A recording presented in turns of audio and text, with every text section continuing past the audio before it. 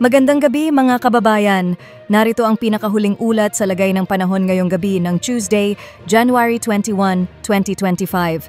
Sa kasalukuyan, northeast monsoon o amihan pa rin ang nakakaapekto sa Luzon, habang ang shear line ang nakakaapekto sa silangang bahagi ng Visayas.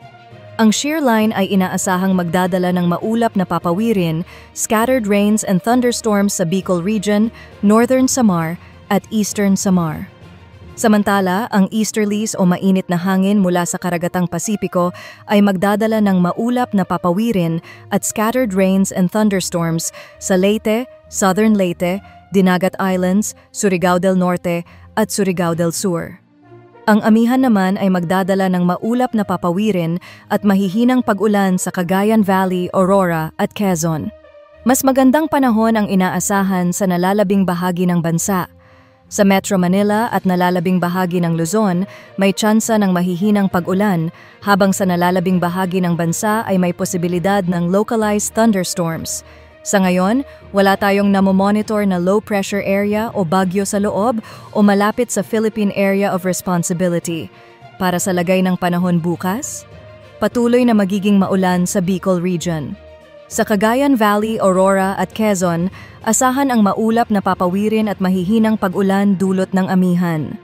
Mas magandang panahon naman ang inaasahan sa nalalabing bahagi ng Luzon, bagamat sa Palawan at Metro Manila ay may tsansa ng localized thunderstorms.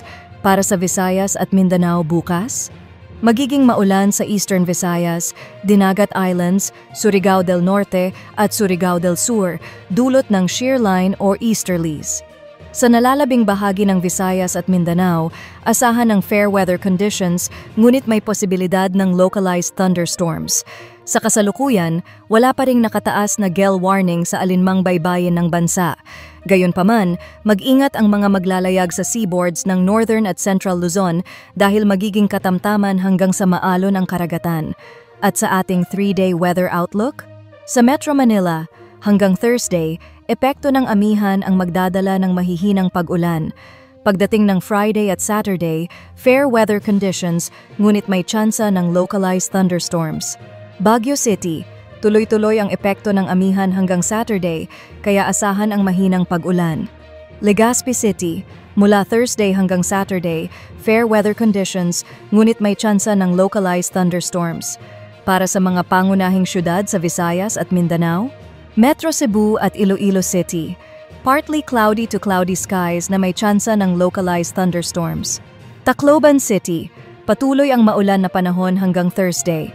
Sa Friday at Saturday, mag-i-improve ang lagay ng panahon ngunit may scattered rains and thunderstorms. Metro Davao, maulan na panahon ang inaasahan hanggang Friday. Sa Saturday, magiging mas maaliwalas ang lagay ng panahon. At yan ang ating weather update. Huwag kalimutang mag-like, mag-share at mag-subscribe sa aming channel. Pindutin na rin ang notification bell para sa pinakahuling balita sa lagay ng panahon.